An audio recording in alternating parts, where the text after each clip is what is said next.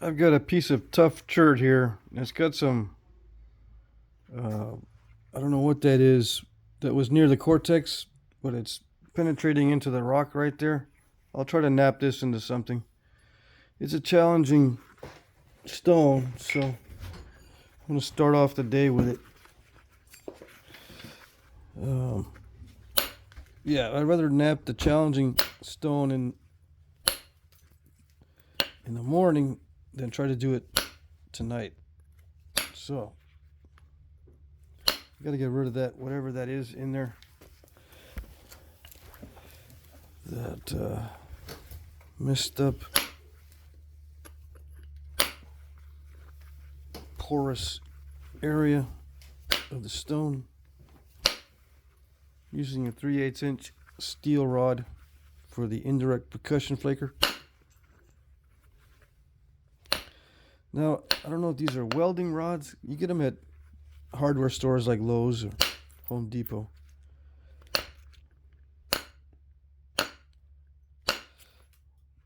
I suppose people call them welding rods, but it's just mild steel.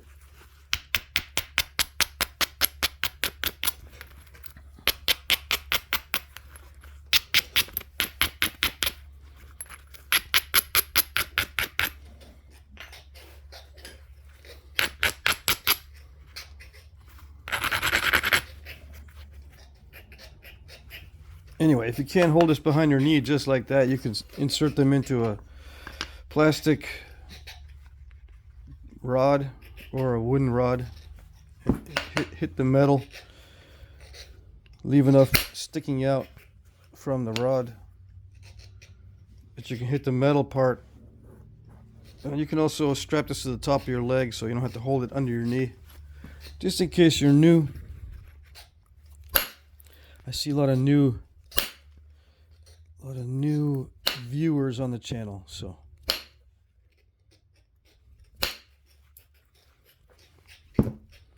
I'm thinking of redoing my series on beginner flint knapping and just delete all my old playlists and make new playlists for beginners and for reed arrows and cane arrows. Just do whole new playlists. Just delete all my old playlists. I won't delete the videos, I won't have those old playlists. I was looking at some of those the other day and they're kind of outdated.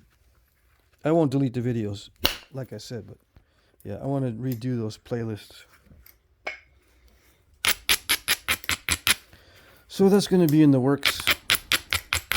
I think I'll be going back up to Vermont as well at the end of January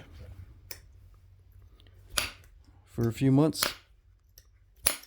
Stay with my dad. We'll see how that works out. I'm not too sure on the timing on that yet. We'll see.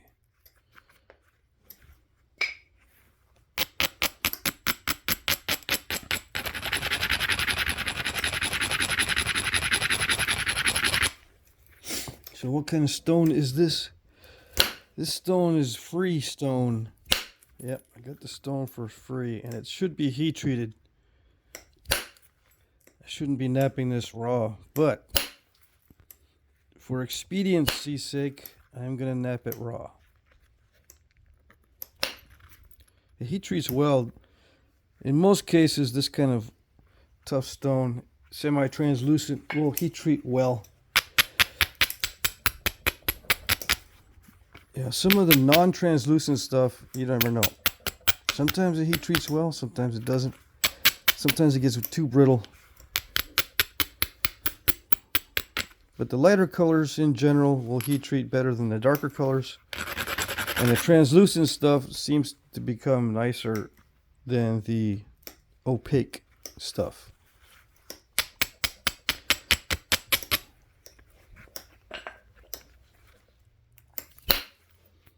Yeah. This has got areas of translucency and non-translucency. So this is a mixed bag, so to speak. If I heat treat it, I don't know what I'm going to get. But it should be better than this. This is all very crunchy.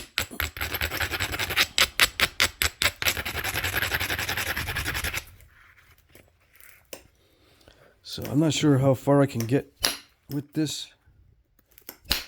With difficult stone, you really don't want to thin it down or try to thin it down too much, because you'll run into a wall where it'll stop thinning. Yeah, even for experienced knappers, it's very difficult to thin the tough stuff.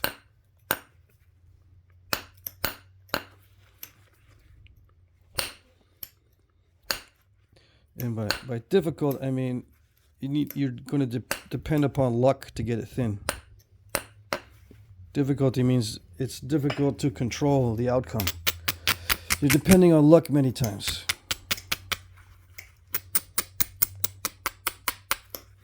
Sometimes you can live with the results, and sometimes you can't. You can try to control the initial conditions, which is good. But you never know. Yeah.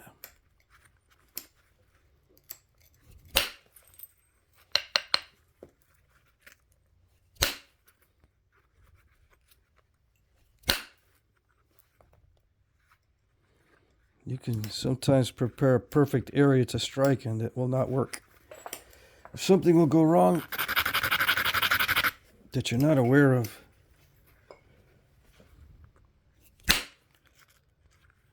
I felt like it almost felt like it broke in half on that swing.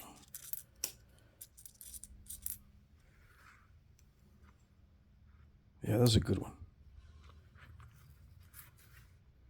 But there's some issues now. I think there's also a crystal pocket right in there. So if I can smooth that out a little bit more, it should be good enough. I won't have to thin it any more than that.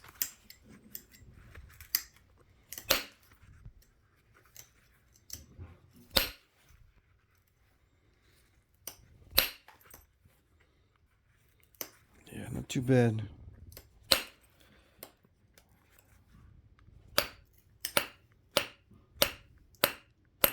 I actually had a dream last night that I was flint knapping the tip of a point. I rarely have dreams where I actually flint knap. Most of the dreams that I have that are related to flint knapping are looking for stone, looking for rocks, and finding someone that has lots of nice rocks on their property, but they don't know what it is, and I can't get it. I have to be sneaky, maybe get a few pieces. But this dream, I was knapping the tip because I was thinking about that a lot last night. And what I did was I didn't make it pointy. I made it rounded, and I knapped around like this, and then made it pointy afterwards. So that's what I might start doing. Yeah. I think that might work.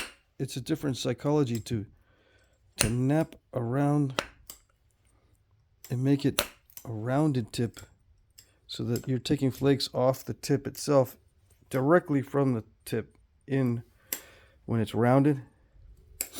And then I can just make it pointy as a final step, instead of trying to maintain the point while knapping. Yeah, I'm going to lose some length, but I think I might have more control over the flakes. Yeah.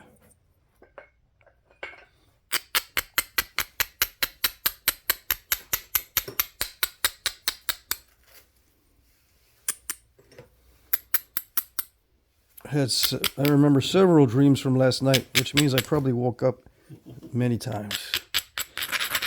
I don't think I was coughing, but there was something bugging me. It was the rib. Yeah, I had some ribs last night. Sneaking up on me.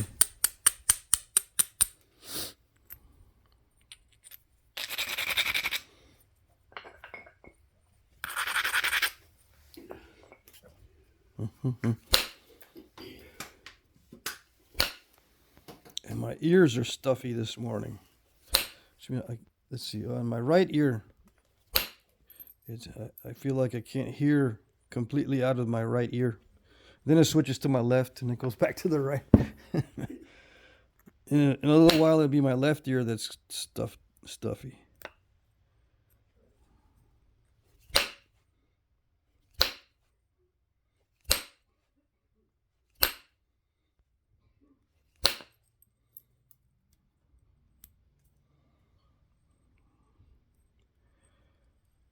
Yeah, if I try to get it thinner than that, it's not going to work very well. So what can I make out of it now besides a bell point? But see, with tough stone, it's difficult to notch. So bell point is not a good alternative.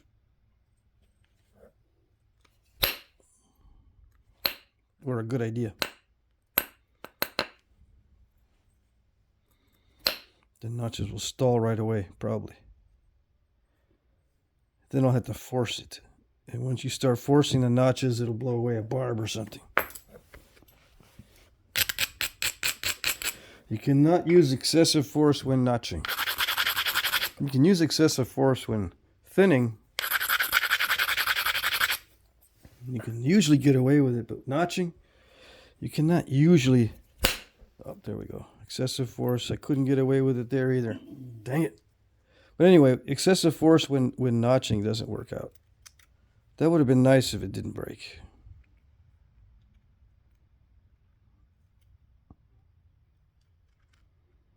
So why did I take that? It was just lumpy right there. All right. I'll heat treat that. Or put it in the broken and bifaces. I'm going to work the tough ones first. That way I end up... That needs heat. That way I end up with the easy stuff last. Which is good. Because when I'm doing the last stuff tonight, I don't want to be doing hard stuff. Alright, so this is another difficult piece.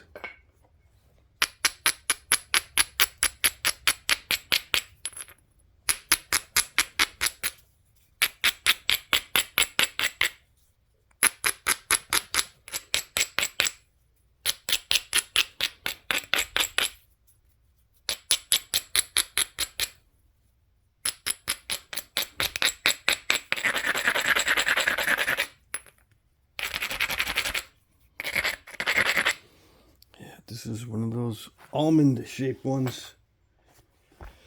Okay. So, this time when I'm saying to myself that I shouldn't be thinning it anymore, I won't be thinning it anymore. I'll try to remember that. Because just before that last one broke, I said I was not going to thin it. Or I don't need to thin it any more than it is.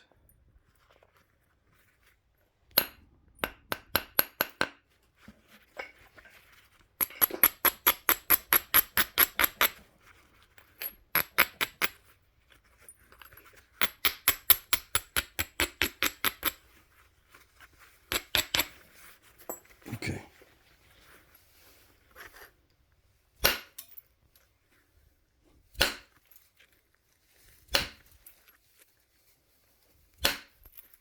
Now see, if this was copper, I would already have to be resharpening it. But since it's steel, I can probably go through this whole point and not have to resharpen it at all. So I can just focus on the knapping. That's it. For the most part. I may have to grind this down to get it smoother or get it to stick, get it sticky. You know, if it starts to harden up or get too pitted, it starts to slip or it doesn't make good contact. So if I grind off all that surface junk, it gets more sticky, so to speak. Sticks to the edge better. I might have to do that if I feel like it's not grabbing the edge. And you can tell when it's slippery.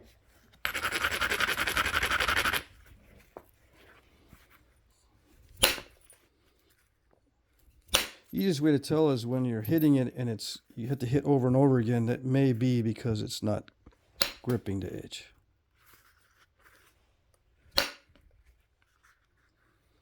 Oh, that's weird. Okay.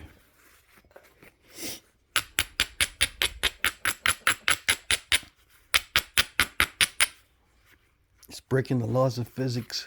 Breaking the laws of physics.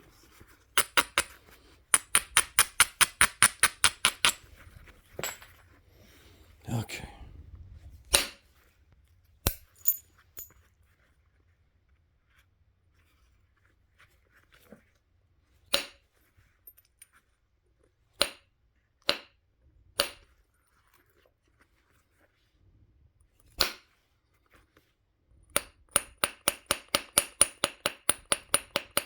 I think I'm going to take a break from Obsidian because I was being, I mean, you have to be extremely careful with it. I was not being careful enough, and I think it's because I just don't feel like being all that careful. Yeah, I'm still recovering from whatever I got.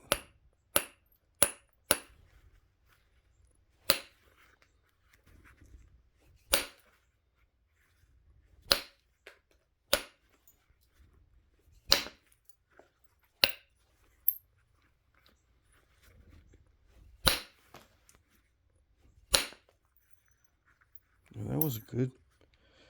That was nice. So I'm going to do the rounded tip thing from now on, I think, unless it's not working out either. We'll see.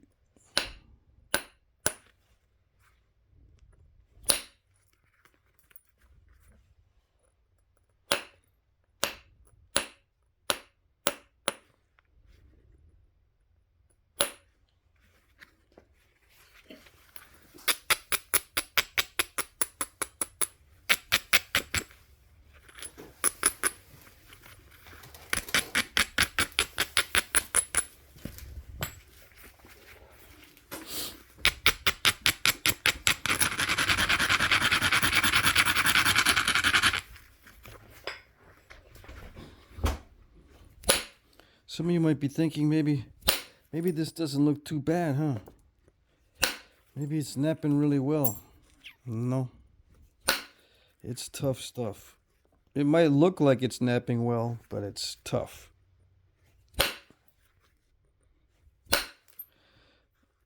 Yeah. It's not quite the same as the previous material.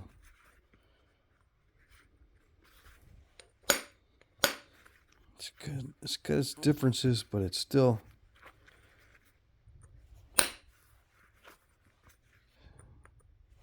It's got its differences. It makes it slightly easier than the previous one to nap, but it's still kind of tough. Yeah, it is. I think it might be a little bit easier to nap than the previous. We'll see, because this is not thin yet. When it gets down to the nitty gritty, like I said, like I always say, that's when you know if it's good quality stuff. When you start thinning after it's already thin. And already thin means 6-to-1. 5-to-1 or 6-to-1 is already thin. You want to go past that. That's when you get to know when if it's good material.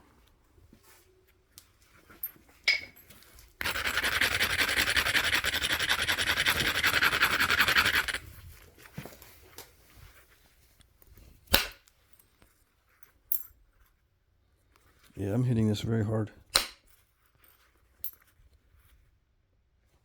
It feels kind of brittle, so I might leave this even thicker than the last one.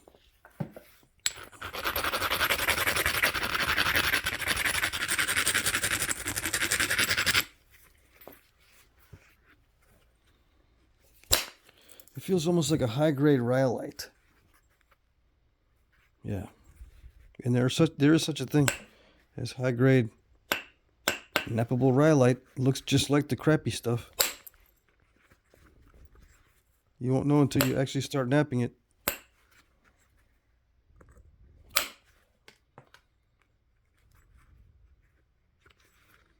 That's not good.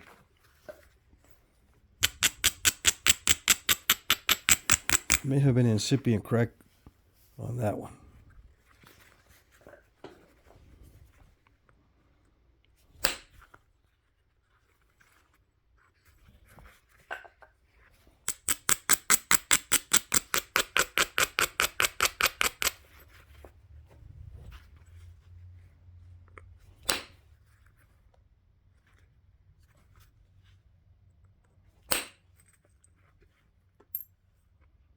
Almost got it.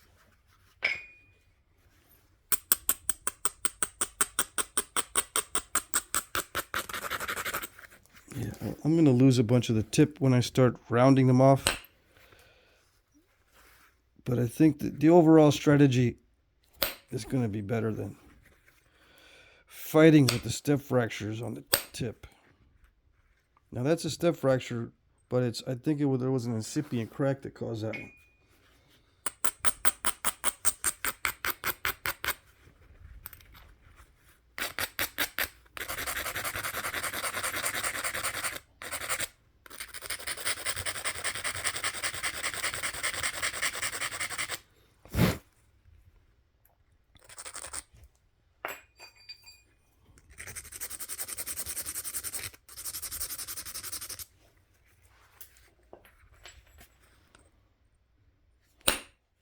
Yeah. Well, I got it.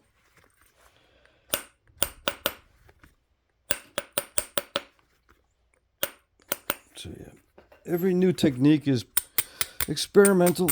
If I feel like I'm losing way too much of the tips by using the rounded tip technique, if I'm losing too much length, I'll have to figure out something else.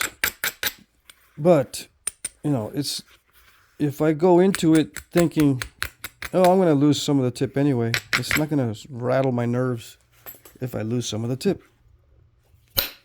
But if I go into it with another method that's supposed to prevent tip loss, and I have tip loss anyway, that's when it rattles my nerves.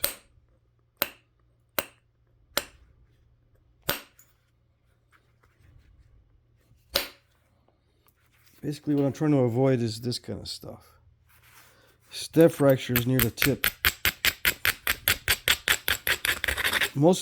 I think most of it is caused by my lack of wanting an overshot. Because I've overshot tips a lot.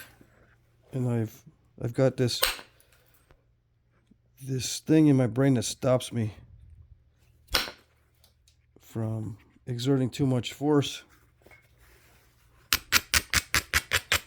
So I don't get overshots on the tip very much, but then it causes a lack of energy going into the strikes, and I think that causes a lot of these issues.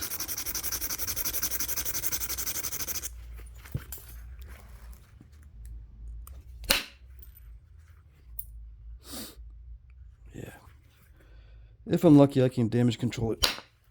Get rid of those step fractures through damage control.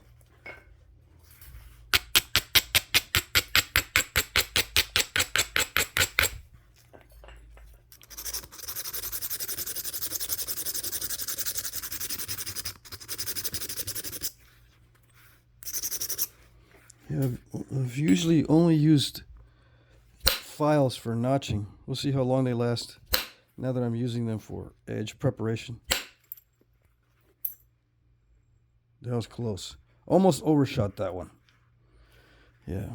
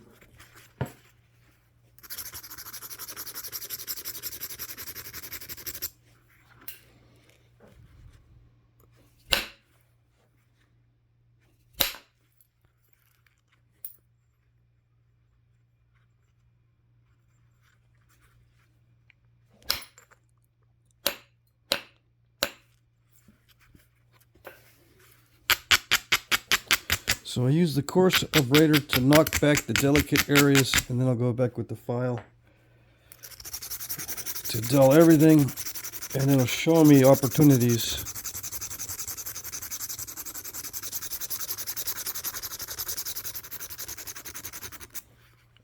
Yeah.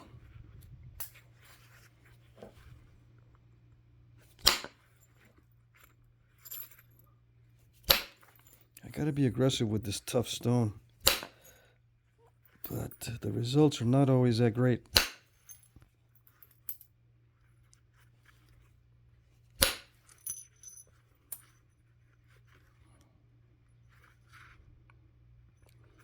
It's a little bit crunchy. And I'm about to say it. I'm not going to go any thinner than that. The only one thing I see that I'm going to try to remove is that step fracture. But after that, that's it. I'm not going thinner than that. You know, in real artifacts, they just leave those in. When they say to themselves, that's as far as I want to go with the thinness, they don't go any further. They just leave those in. Yep.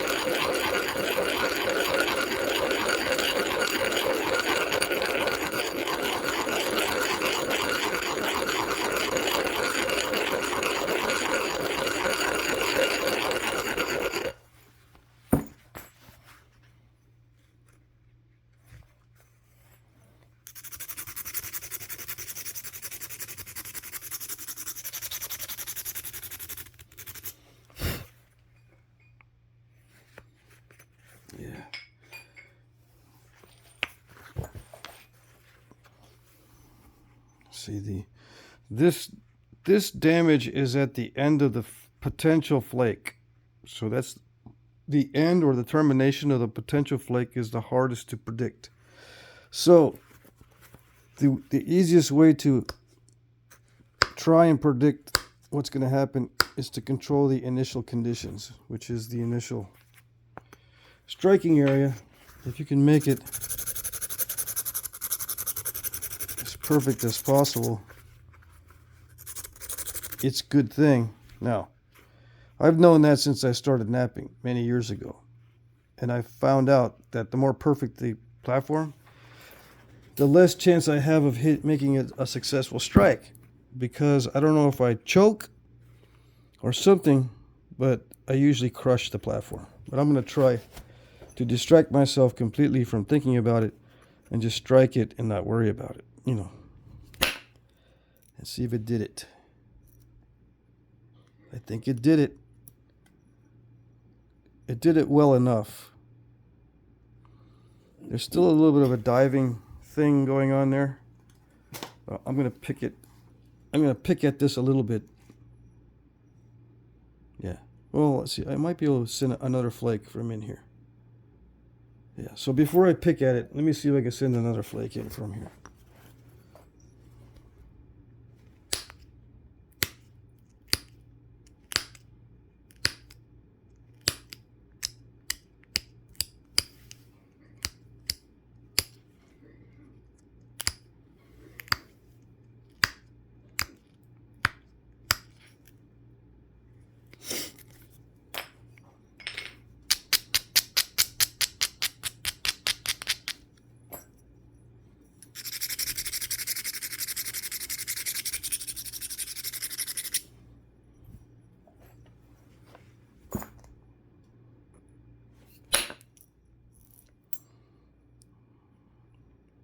Yeah, that's good enough.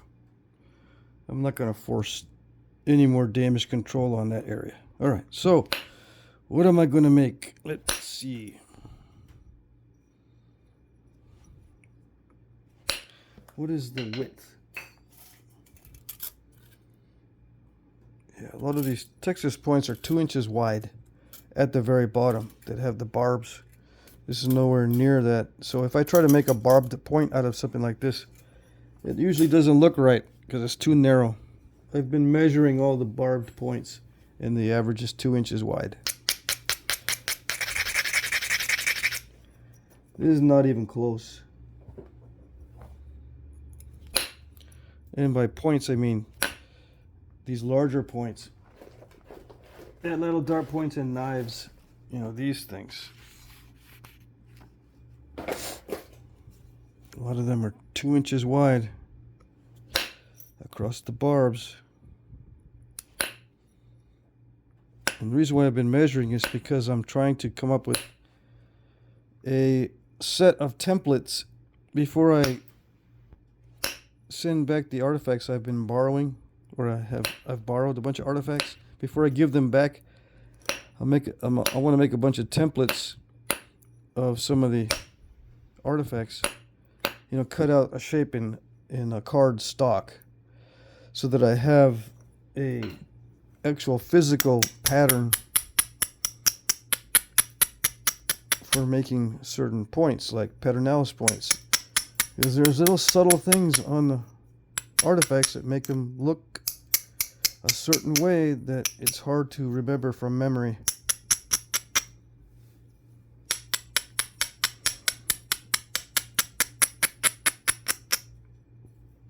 And if I can't remember it, or if it's hard for me to remember, I end up not making the point, because I'm going, how did that go again? How does it look? And if I make it from memory and it doesn't look right, I go, I don't like it. The journey is not fun. So in the spirit of trying to make the journey more fun, I'm making a bunch of templates.